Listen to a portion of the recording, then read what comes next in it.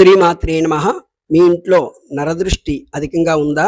అయితే ఆర్థికంగా ఇబ్బందులు పడుతున్నారా? అయితే నేను చెప్పినటువంటి పరిహారం ఒకటి చెయ్యండి. మీ ఇంట్లో నరదృష్టి పోతుంది.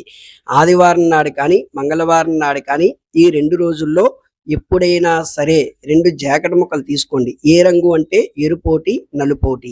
ఆ 2 జాకెట్ ముక్కల్లో పావు కేజీ చొప్పున పటిక తీసుకొని ఆ 2 జాకెట్ ముక్కల్లో కూడా ఆ పటిక వేసిన తరువాత అది ఇంటికి సింహద్వారం ముందు ఆదివారం నాడు కానీ, మంగళవారం నాడు కానీ వేకువజామునే లేచి ఇల్లు శుభ్రం చేసుకొని అది కట్టండి.